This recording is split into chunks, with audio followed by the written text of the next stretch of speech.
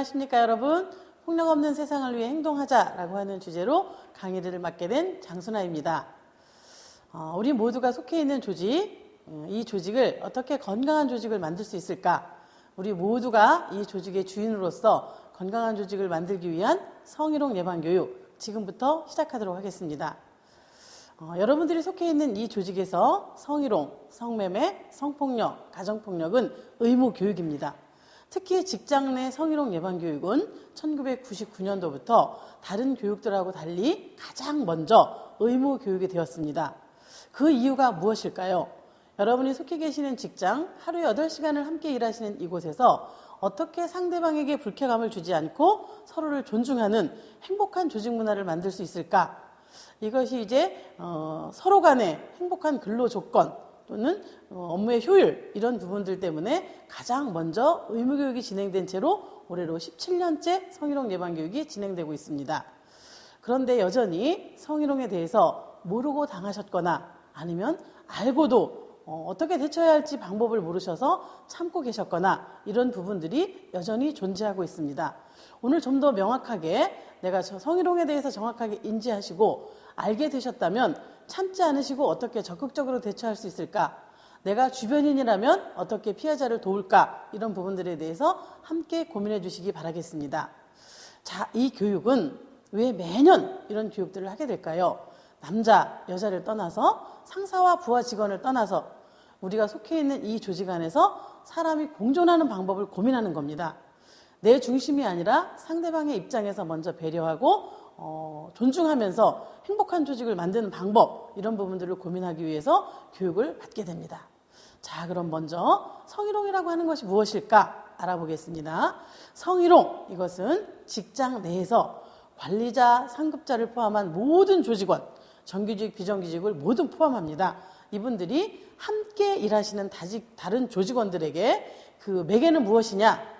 지위가 있으시거나 업무와 관련하는 겁니다. 지위도 없고 업무 관련성이 없다면 직장 내 성희롱이 되지 않습니다. 지위와 업무 관련성을 가지고 성적으로 말과 행동을 하였느냐, 이 말과 행동으로 인해서 굴욕감, 혐오감을 느끼게 하였느냐, 또는 내가 이런 것들을 말하게 되었을 때 고용상의 불이익, 다른 곳으로 전보가 됐거나 배치가 됐거나 이래서 고용상의 불이익까지 주는 것, 이것이 바로 직장 내 성희롱 예방교육의 구성 요건입니다. 이 중에서 한 가지라도 없다면 직장 내 성희롱이 되지 않고 일반적인 성폭력 특별법의 성폭력에 해당되겠습니다. 이 직장 내 성희롱은요, 우리가 보통 수치심, 굴욕감 이런 부분들을 말씀하시는데, 그렇다면 성적인 굴욕감의 기준이라고 하는 것은 무엇일까? 매우 중요하겠죠. 그렇죠? 그래서 성희롱에서는 피해자의 관점에 그 핵심을 두고 있습니다. 그래서 피해자가 주관적으로 느끼실 때 불편감을 느끼셨다면, 수치감을 느끼셨다면, 행위자가 내가 이 사람을 성희롱하겠어, 성적 불쾌감을 주겠어 라고 하는 의도와 전혀 관계없이 피해자의 주관적인 사정에 의해서 이 굴욕감을 판단하게 됩니다. 그런데 피해자 한 사람의 판단만을 가지고 성희롱의 피해를 당했다라고 보기에는 어느 면에서는 행위자에게 불이익이 돌아갈 수도 있기 때문에 여러 가지들을 고려하게 되는데요.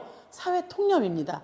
어느 누가 보더라도 이 정도라면 이 직장에서 일하기 매우 힘들겠다라고 하는 사회 통념을 충분히 고려하고 보편적인 관념을 모두 반영한 상태에서 성희롱의 굴욕감을 판단합니다. 또 다른 한 가지는 사안별 결정인데요. 그 장소가 어디였느냐, 또는 어떠한 관계였느냐라고 하는 부분들도 서로 중요하게 굴욕감의 기준으로 판단하고 있다라고 하는 것들을 아실 수 있습니다. 특히 직장 내 성희롱은 내가 원하지 않는 것이죠. 그래서 그의 의사에 반하여 그가 전혀 생각하지도 않는데 나의 관점에서 상대방을 귀찮게 또는 괴롭게 지긋지긋하게 하는 겁니다.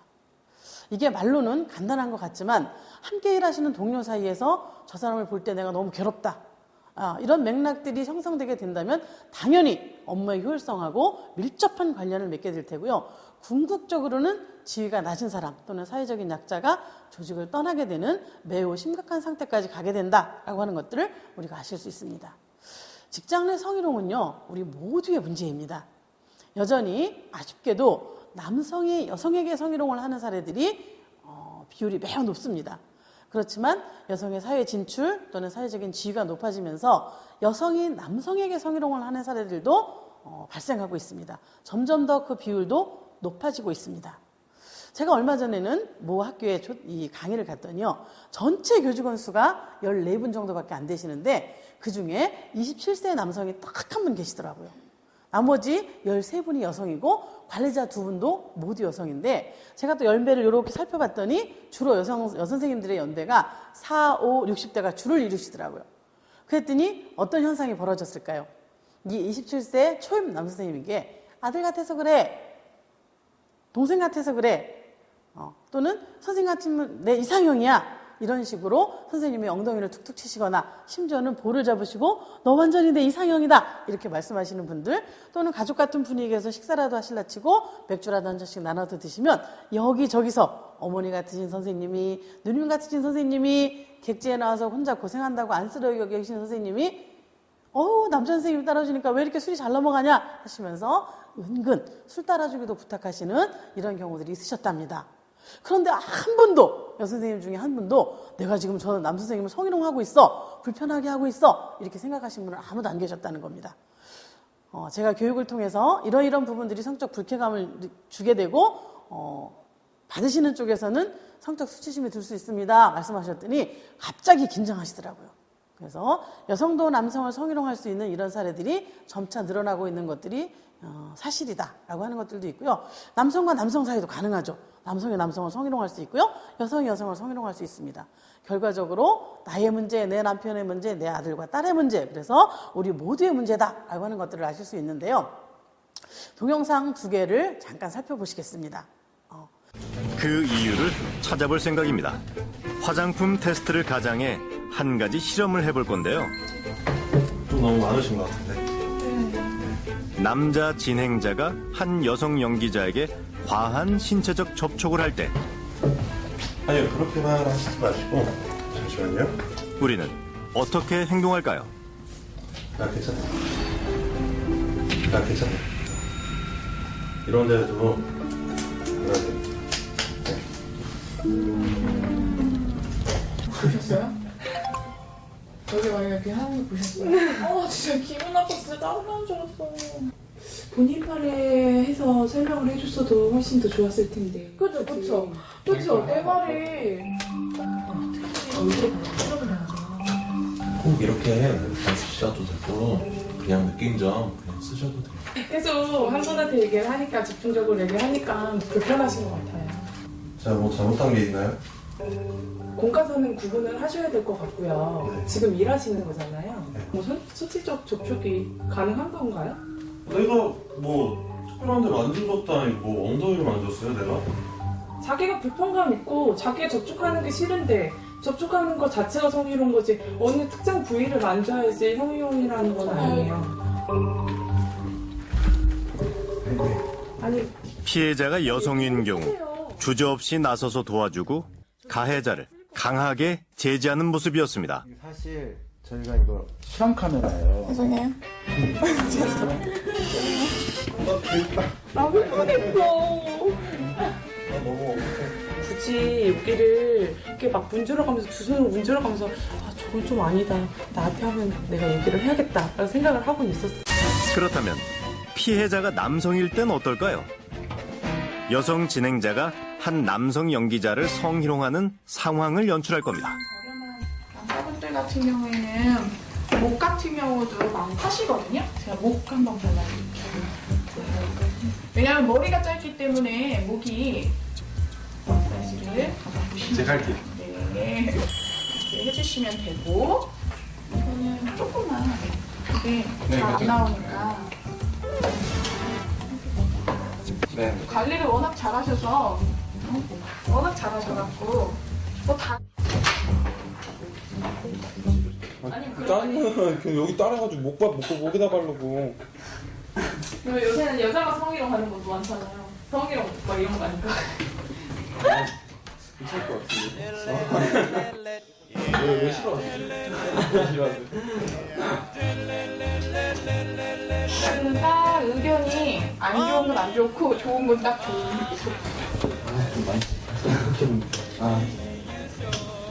아니 그냥 어떻게 했나요? 제가 아까부터 터치하는 거 좀 싫어가지고 이렇게 마사지를 해드린 거, 그냥 테스트를 해드린 것 뿐이에요. 그게 제가 잘못한 건가요? 예민해서 불쾌한 것 뿐이잖아요. 근데 사전에 얘기를 안 해주시고 저한테 뭐라고 하시니까 지금 기분이 나쁜 거죠. 근데 이 무대가 왜 이렇게 되는 건 잘 모르겠어요. 저는 성희롱은 아니고 그러니까 호감 표시를 했다면 한 거지 성희롱까지는 아니고 저희가 이거는 실험 카메라 한 거였어요. 오바를 너무 많이 하셨어. 이상했어 사실. 진짜 이상했어. 아까 좀 너무 추운덕거린다 뭐 이런 느낌이 받으셨어요. 저는 좋았겠다 이랬는데. 차라리 말해도 약간 외칠 뻔했어요. 만약에 이게 남녀가 바뀌었으면 어땠을 뻔했어요? 그러면 이건 100% 성희롱이죠. 100%. 네, 이건 뭐 의심의 여지가 없이. 여성이 남성을 접촉하는 건 무조건 호감의 표시라고 보는 겁니다. 무의식 속에 남자들이 할 수 있는 게 성희롱이고 여자가 성희롱을 한다라는 거는 별로 이렇게 생각들을 잘 안 하는 거예요. 여기에는 이제 중요한 편견과도 같은 생각이 하나 있는 거죠. 남자가 여자보다 강하다는 거예요. 선생님들 살펴보셨는데 제가 분위기를 쭉 보니까 여성이 피해자일 때는요. 선생님들 어떻게 하셨어요? 그냥 잠잠히 다 보셨어요. 왜 그랬을까요? 그동안 여성의 피해 사례들은 많이 접하셨어요. 아, 저런 일이 있나 보다. 그런가 보다. 이렇게 생각하시는데 앞서 말씀드린 것처럼 남성도 여성에 의해서 성희롱의 피해를 당할 수 있지만 남성의 피해는 익숙하지 않은 거죠. 더더군다나 어때요? 힘 있는 남성, 멋진 남성이 여자한테 성희롱을 당하냐? 이런 상황이 되면 선생님들 지금 분위기처럼 다 웃으십니다. 한마디로 우스갯거리가 되는 거죠. 그래서 저 남성이 지금 말씀하신 것처럼 호감의 표시다, 친밀감의 표시다. 진심일까요? 선생님들 한번 이 사실을 생각해 보셔야 됩니다. 왜 저 남성이 저렇게밖에 표현할 수 없었을까? 지금 우리 문화하고 밀접하죠. 남성이 피해를 당하면 우스갯거리가 되고 얼마나 찌질하고 못나면 여자한테 성희롱을 당하냐? 이런 2차 피해가 곧 유발되기 때문에 그냥 호감의 표시다 라고 속마음과 다르게 겉마음을 표현하는 겁니다. 조직이라고 하는 곳은 남성과 여성 함께 일하는 직장 동료입니다. 그렇기 때문에 명확한 선을 가지시고 남성이든 여성이든 동료로서 인식하시고 조직 생활을 하는 것이 명확한 경계를 갖는데 바람직하겠다 이런 생각이 듭니다. 그래서 좀 더 우리 조직의 문화는 어떤가 다시 한번 살펴보실 필요가 있으시고요.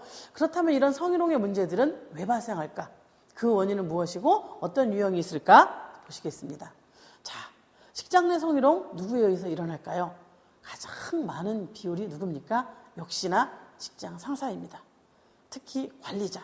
그래서 2위는 CEO 등 임원급, 3위가 타 부서 상사. 모두가 다 지위입니다. 우월적 지위와 권력형 폭력.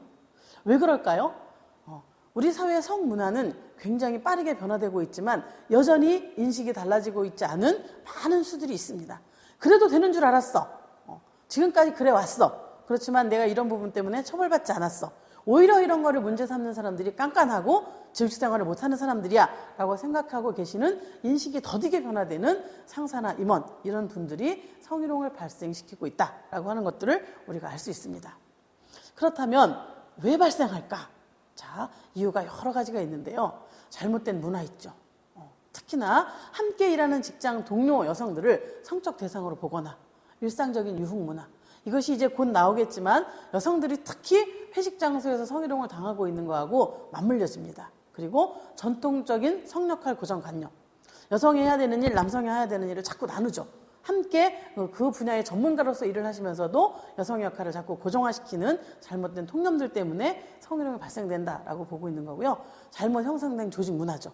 몸담 패설을 자주 하시거나 동영상 같은 것들을 자꾸 공적 영역에서 보시거나 그래서 쉽게 생각하시는 이런 잘못된 조직 문화 또는 다양한 권력, 어떤 차별에 근거하고 있는 어떤 지위나 이런 문제들 때문에 성희롱을 발생시키고 있고요. 관계와 소통의 부재입니다. 다른 말씀들을 자세하게 잘 하시면서 우리는 성적인 부분에 대해서는 소통을 하시거나 또는 관계를 맺으시는 방법들에 대해서 잘못 인식하고 계십니다. 친밀감의 표시였어. 아들 같아서 그랬어? 이런 어떤 소통의 부재들이 결국 여러 가지 요인들로 인해서 직장 내에서 성희롱을 발생시키는 중요한 원인이 되고 있다라고 하는 것들을 아실 수 있는데요. 여기 보시다시피 지금 행위자와 피해자의 연령을 한번 보시겠습니다. 행위자의 연령 어떻습니까? 40대, 50대가 주를 이룹니다. 앞에 보시는 것처럼 우월적 지위와 권력형 폭력, 저 정도의 연배라면 상사이시거나 또는 뭐 관리자 이런 쪽에 많으시겠죠. 상대적으로 피해자는 어떻습니까? 20, 30대가 주를 이룹니다. 특히 비정규직, 입사한 지 1년 미만에 계신 분들의 성희롱 발생 피해율은 70%가 넘었었습니다. 그만큼 지위에 따른 피해, 이런 것들이 피해 연령을 통해서도 여실히 증명되고 있다라고 하는 것들을 아실 수가 있고요. 그럼 우리가 어떤 것들을 구체적으로 성희롱이라고 하느냐, 유형을 살펴보시면 일단 시각적인 것, 언어적인 것, 육체적인 것 이렇게 나눌 수가 있는데, 시각적인 건 무엇일까요? 음란한 사진, 그림 또는 개인의 어떤 몸짓, 음란한 메모 이런 부분들이 시각적 성희롱에 해당됩니다. 특히 공적 영역인 업무를 보시는 공간에서 카카오톡에 동영상을 열으시거나 상대방한테 일방적으로 보내시거나 이런 경우 국가인권위원회에서는 이런 사례가 있었습니다. 나는 친하다고 생각해서 보내준 동영상이 받으시는 쪽에서 불쾌감을 들고 같은 공간에서 그 동료의 얼굴을 다시 보기 어려웠다면 보내시는 사람의 저희와 전혀 관계없이 시각적 성희롱에 해당한다라고 하는 판결이 있었습니다. 그렇기 때문에 이런 부분에 대한 우리의 주의점, 민감성 이런 부분들이 필요하고요. 언어적 성희롱, 시각적, 언어적, 육체적 성희롱 중에 가장 높은 비율을 차지하고 있는 것이 바로 언어적 성희롱입니다. 상대의 외모를 비하하거나 상스러운 이야기를 하거나 술 따르기를 강요하거나 이런 부분들이죠. 우리가 미처 인식하고 있지 않은 일상의 언어들 중에 얼마나 많은 부분들이 상대방을 불쾌하게 하고 있는지 다시 한번 민감성을 키우실 필요가 있겠고요. 육체적인 부분, 특히 육체적인 것 하면 어디가 떠오르십니까? 노래방. 맞습니다. 네. 상대방의 입맞춤을 하거나 껴안거나 또는 안마를 하기를 요구하거나 또는 애무, 불필요한 신체적인 접촉 이런 부분들이 육체적인 성희롱에 해당됩니다. 혹시라도 나는 친밀감의 표시였어 라고 생각하시는 분이 계시다면 어느 누구도 같은 업무를 하시는 공간에서 이런 부분들을 친밀감이라고 생각하지 않을 수 있다라고 하는 것들을 다시 한번 상대방의 관점에서 배려하셔야 된다라고 하는 것들을 우리가 아실 수 있습니다. 그러면 어떤 유형들이 성희롱에 해당되는지 좀 더 자세하게 살펴보실까요? 가장 높은 게 우리의 유흥문화하고 관련이 있죠. 술 따르기 또는 마시기 강요입니다. 저도 최근까지도 이런 얘기 많이 들었습니다. 사이사이 앉아봐. 폭탄주로 한 잔씩 말아서 돌려봐. 또는 다 마신 사람은 확실하게 표시나게 잔을 털어봐. 막 이런 부분들이 있으시죠. 이곳에 모두 전문가 한 분 한 분으로 계신 겁니다. 누구도 술 따라주러 오셨거나 분위기를 위해서 오신 분 안 계시죠. 특히 또 밑에 보시면 노래방 등 유흥업소에서 춤 강요. 이것이 밑에 31.9%하고 해당되는 신체적인 접촉하고 밀접한 관련이 있습니다. 거의 부부 사이에나 가능한 이런 과도한 스킨십들이 노래방 이런 곳에서 굉장히 많이 벌어지고 있습니다. 친한 사이니까 그렇지 여기까지 왔으니까 그런 것들을 즐기는 줄 알았지 이렇게 생각하시는 거는 순전히 나의 관점입니다. 직장 동료들 사이에서 조금이라도 불쾌감을 주는 이런 것들은 좀 더 자제하시거나 상대방의 입장에서 배려하셔야 된다라고 하는 부분들이고요. 아까 말씀드린 대로 언어적인 성희롱, 내가 일상에서 혹시 34.2%나 차지하고 있는 이 언어적인 성희롱 부분들도 좀 더 우리가 말씀에 주의하시거나 또는 조직 내 환경을 건강하게 만들기 위해서는 공적인 업무에 해당되는 표현들 이런 것들이 필요하지 않나 이런 생각이 들고요.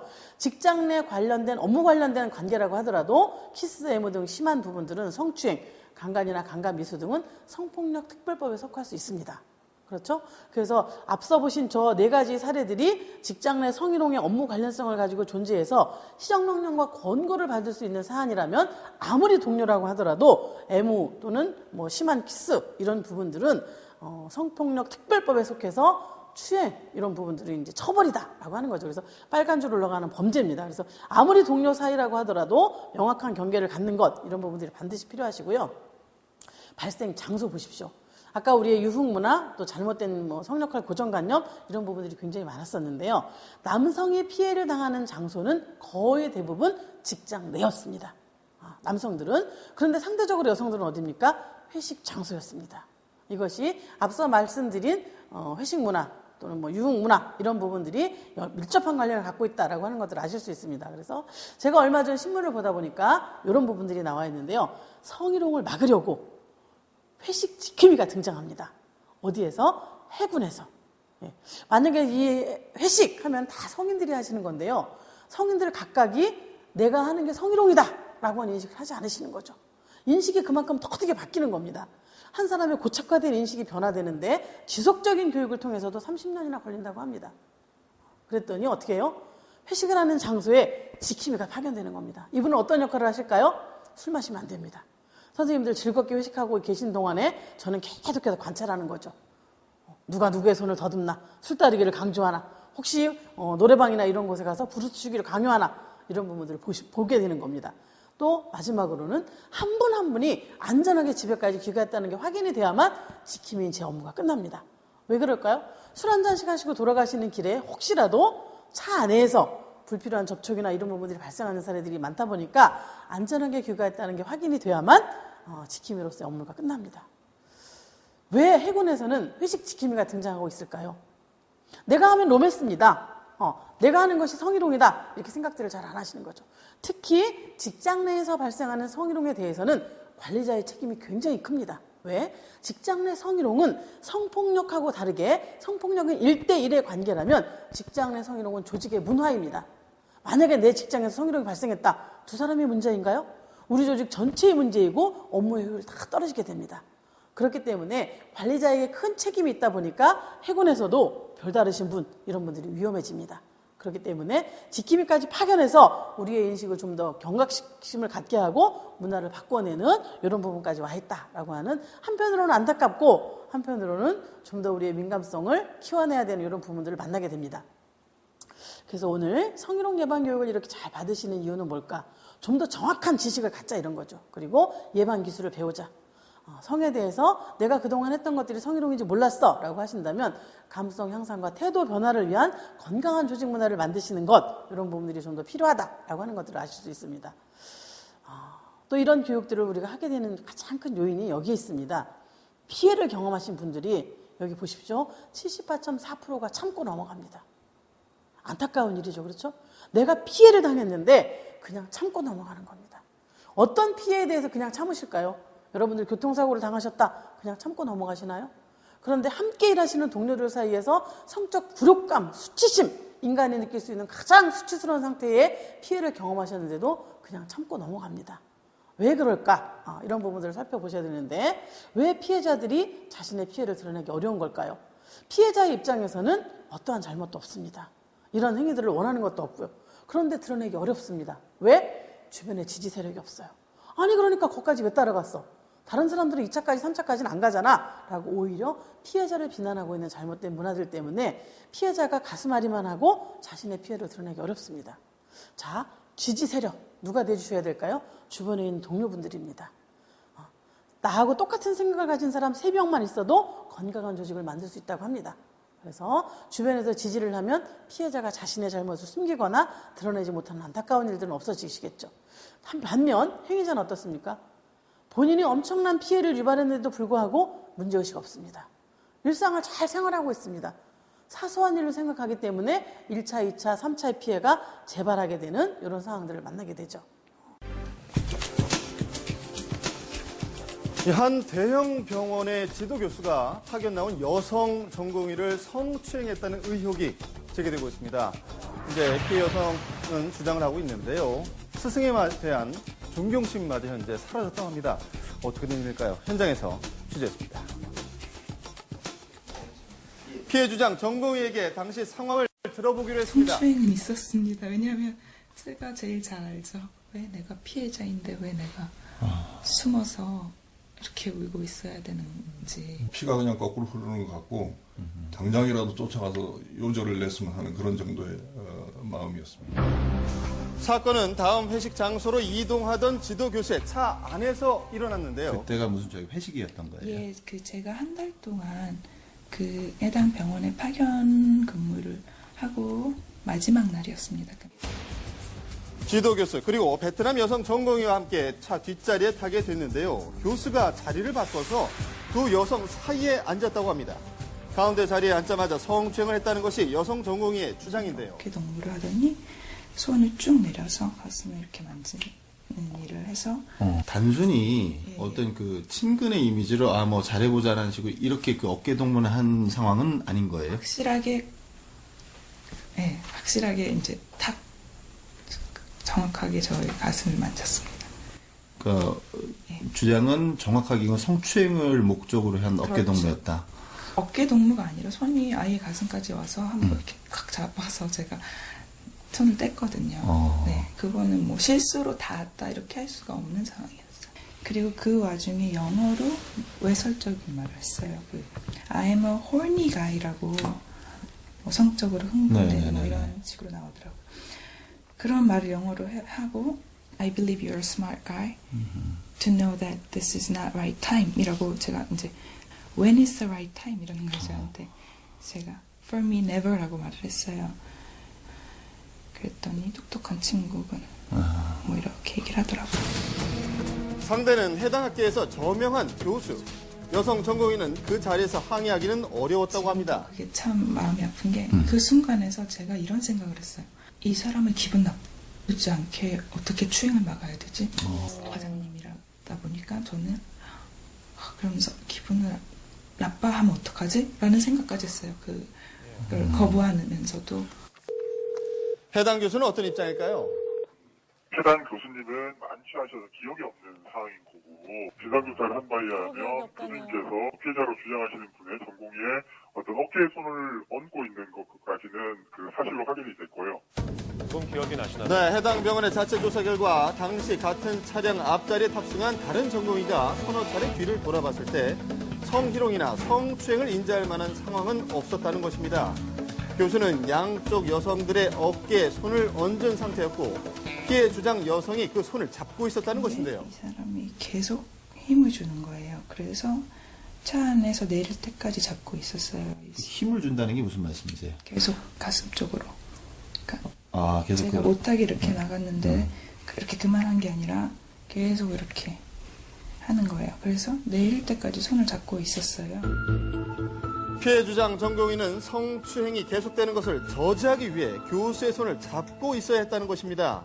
그리고 이 상황을 조수석의 전공의가 목격했다는 것인데요. 뭐 병원에서 뭐 이런 진상조사할 부분은 뭐 충분히 했고요. 그 결과에 따라서 저희도 뭐 징계를 또 충분히 했고 그렇습니다. 지금 현재로는. 이 사건으로 해당 교수는 징계를 받게 됐는데요. 부서장으로서 의무를 다하지 못했고 구설수에 오르며 의료인의 품위를 손상시켰다는 이유에서였습니다. 보직해임과 감봉 처분이 내려졌지만 성추행 혐의로 받은 징계는 아니었던 것인데요. 저한테는 아무것도 물어보지 않았습니다. 제가 첫날 아버지께서 가져간 경위서 한 장 받고 구체적인 상황도 하나도 안 물어보고 저한테 뭐 제가 갖고 있는 자료 보여달라는 말도 하나도 없었고 말이 다르면 당연히 제 말을 한 번 더 들어봐야 되는 게 맞지 않습니까? 그게 조사라고 생각을 하는데 그렇다면 당시 지도교수의 왼편에 앉아있던 베트남 여성 전공의는 혹시 성추행을 목격하지 않았을까요? 그런데 피해 주장 전공의는 그녀로부터 뜻밖의 이야기를 들을 수 있었다고 합니다. 사건 발생 이틀 후 그들이 나눈 메시지 내용인데요. 베트남 전공의 역시 차 안에서 교수의 행동을 저지하기 위해서 그의 손을 꽉 잡고 있었다는 것입니다. 교수 양옆의 전공의들이 같은 행동을 하고 있었던 것인데요. 자, 이후 고국으로 돌아간 그녀는 경위서를 작성해 보내주겠다더니 또는 연락이 두절됐다고 합니다. 제가 봤을 때는 뭐 어떤 연유에선지 연락을 못하는 상황이 아닌가.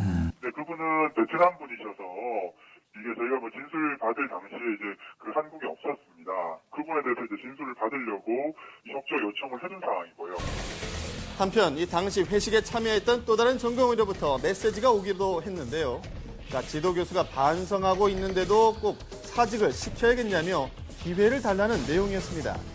그런가 하면 해당 교수는 여성 전공의의 아버지에게 연락을 취해왔다는데요. 기회를 줬으면 좋겠다. 만나 뵀으면 좋겠다. 그래서 제가 지금은 당신하고 얼굴을 맞이할 수 있는 상황, 마음, 심정의 상태가 아니다. 만날 생각이 없다 하고 끊었습니다. 어떤 걸 사죄하고 싶다고 혹시 얘기를 했습니까? 어떤 거라는 얘기는 안 했죠. 당연히 이 일로 자기가 얘기를 합니다. 피해 주장 전공의는 이런 일이 재발해서는 안 되기 때문에 끝까지 싸울 것이라고 말했습니다. 이번 일을 통해서 더 이상 위력으로 내 마음대로 할 수 있다. 심지어 몸을 만질 수 있다라고 하는 생각이 근절되었으면 좋겠다는 게 저의 생각입니다. 그날의 진실은 아직 밝혀지지 않았습니다. 철저한 조사를 통해 진실을 밝히는 것만이 모두를 위한 길일 것입니다. 자, 그래서 동영상 하나 보셨는데 피해자의 관점에서는 오히려 행위자 입장을 고려합니다. 내가 이 상황에서 괜히 이런 얘기 했다가 상대방 그렇게 하면 어떡하지? 이런 거에 대한 우려를 갖게 돼서 피해 사실을 명확하게 드러내기 어렵습니다. 자, 그래서 피해 사실을 드러내기 어려운 이런 현실적인 문제들은 왜요? 법적으로 가신다고 해도 지나한 법정 싸움이 되거나 괜히 내가 잘못 말했다가 지지 세력들을 만나지 못하면 직장에서 오히려 2, 3차의 피해를 경험하게 되고 직장을 잘리게 되는 경우들을 만나게 됩니다. 특히 어떻게 해요? 내 주변에 있는 다른 사람들이 이상하게 보죠. 저 사람 직장생활 안 하려고 생각한다. 깐깐하다. 이래서 나를 이상하게 보기 때문에 가벼운 성추행, 심한 성추행, 강간이나 강간 미수 등 좀 더 확장되는 이런 문제들까지 유발하게 된다라고 하는 것들을 우리가 만날 수 있고요. 또 특히 반복적이고 지속적으로 문제가 발생되면 관습화됩니다. 우리 조직에는 그래도 돼. 아무도 문제 제기하지 않아. 내가 이러는 것이 문제가 아니야 라고 생각하게 되는 관습화되는 문제가 가장 심각한 문제입니다. 특히나 대부분 아는 사람이죠. 함께 하루 8시간을 같이 보내는 동료입니다. 또는 상사입니다. 그렇기 때문에 본인 입장에서 이런 거를 드러내고 시정하기가 매우 안타깝다. 이런 문제들 때문에 우리가 성희롱 예방 교육을 먼저 받으셔야 되고 우리 직장에서는 내가 속해 있는 곳에서는 성희롱을 발생시키지 않도록 하는 것 이런 부분들이 필요하다라고 하는 것들을 아실 수 있습니다. 우리가 이제 쭉 살펴본 것 중에 가장 많이 나오는 게 우월적 지위와 권력형 폭력입니다. 아까도 보신 것처럼 상사나 CEO 또는 타부서의 부서장 이런 분들이 가장 많았습니다. 이런 분들의 혹시 위치에 계신 분 계시다면 먼저 인식을 바꾸셔야 됩니다. 그렇죠?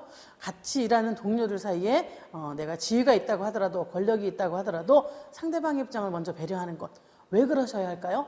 과거에는 피해를 당한 사람의 중심으로 사건을 보셨다면 이제는 행위자 중심입니다. 자신의 모든 것을 순간적으로 잃을 수도 있다라고 하는 것들을 이제 점차 법도 강화되고 주변의 환경도 변화되고 있다라고 하는 것들을 아실 수 있죠. 그래서 좀 더 합리적인 해결 이런 것들을 위해서 성희롱 예방 교육을 받습니다.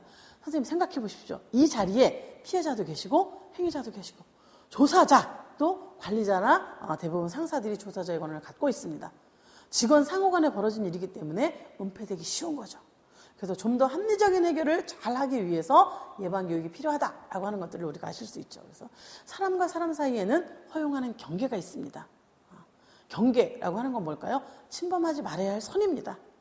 동료다라고 하는 명확한 인식을 가지시고 경계를 침범하지 않으시는 지혜, 존중 이런 부분들이 반드시 필요하다라고 하는 것들을 아실 수 있습니다. 그래서 성희롱이 발생하게 되면 자 보십시오. 인권위와 진정이 가능하시기도 하고요. 소속 기관 장에게 권고문이 내려옵니다. 말씀드린 대로 개인의 문제가 아니고 조직의 문제다라고 하는 것들 때문에 우리 관리자에게 소속기관 장에게 권고문 내려오게 되고요.